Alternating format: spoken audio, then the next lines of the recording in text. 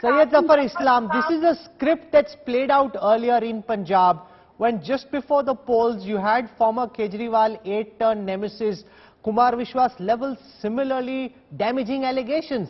Election gaya, charge gaya. No, Rahul. See, they are repeatedly talking about Gujarat. What happened to Himachal? You must answer about Pakistan. In Gujarat also they have zero presence in Gujarat. Forget their presence, that the voters will decide. No, one second, Zafar Islam, don't take it to whether they have a presence or not, that we'll know on the 8th of December, voters will decide. I am saying that Kumar Vishwas leveled very damaging charges. If Kejriwal indeed wanted to be Prime Minister of Punjab, then where is the evidence to back that? Why is Kejriwal not in jail? This was a charge that your party took up very aggressively before the Punjab polls. What happened to that? Let me tell you very candidly, Rahul, she was talking about why Manish Sisodia is not behind the bar. Let me tell you, it will be sooner than later. You cannot he will be behind the bar because we have enough Reena, let him speak, please. The agencies have enough evidence against him. It's a matter of time. It's a matter of time. It's just a matter of time before he is being sent behind the bar. Because there is an incriminating evidence against Manish Sisodia having accepted money. A lot of scams will be unearthed soon because evidence are being is with the agencies and they will be demonstrated in the court of law. No, but Reena Gupta, it's a catch-22 situation. If they arrest Manish Sisodia and put him in prison, you will say they're doing it because elections are around the corner. Let the investigative agencies do their job rather than preempting them to take coercive action which they aren't ready for. Let them decide when they think they have the evidence to go ahead and arrest Sisodia if they want to. Rahul, two very specific questions to Zafar Islam. What happened to the Khalistan charge? Point number one. He cannot get away like that. Point number two. If Sukesh Chandrasekhar is to be believed, then what happened to the 250 crores that he collected on behalf of Mr. Amit Shah? I want those two answers from Bharatiya Janata Party today before I answer anything else. No, but Sukesh said, no, one second.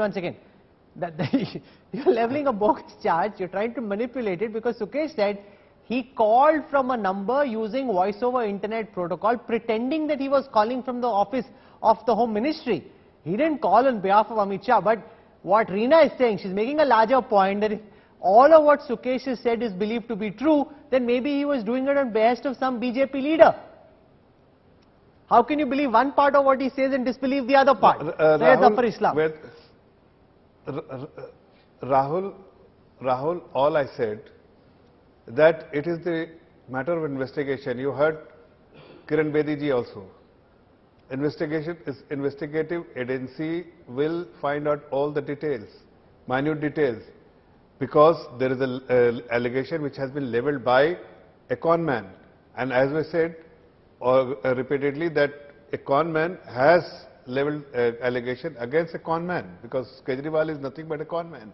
He has cheated everyone, including his own mentor Anna Hazare, all his colleagues who had once supported him. Let's step out of this tutu meme for a moment. I want to go to the two investigative officers on this broadcast. I'll start with Dr. Vikram Singh, who's been Director General of Police, on how you would look at this charge. It's a dramatic allegation leveled by a man who's currently in custody right before the elections against the principal enemy or the political nemesis of the ruling party. How would you look at this charge?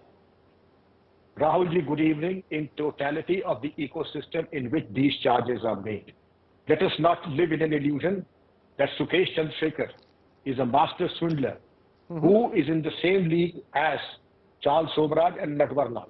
Correct. And anything coming from him will have to be examined threadbare. And all those who have taken his statements as gospel truth have come to grief.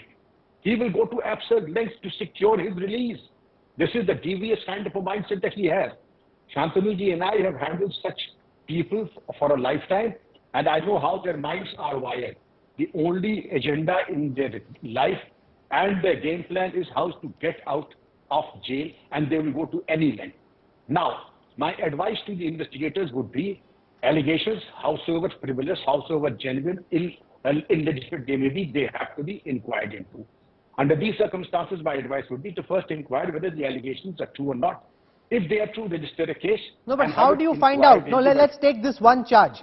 That we met in Kailash Gehlot's farmhouse in 2016. Satyendar Jain took 50 crore. Satyendar Jain will deny it. How do you Everybody will prove deny this it. going How back to you- I'll tell you. 2016? There will be no CCTV footage of whether that meeting took place or not. Don't expect anybody to claim that, yes, he received the money. Don't expect CCTV footages. Nobody is as stupid. One who would be so sharp as to accept and receive this kind of a bribe will take adequate precautions also. Now, the financial trade is your only strength.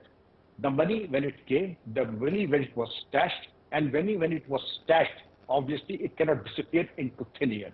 There is a system of stashing of black money that goes by the system of layering, stashing, concealing, and then putting it back into legitimate economy. And our experts in the income tax department and the ED are experts at that.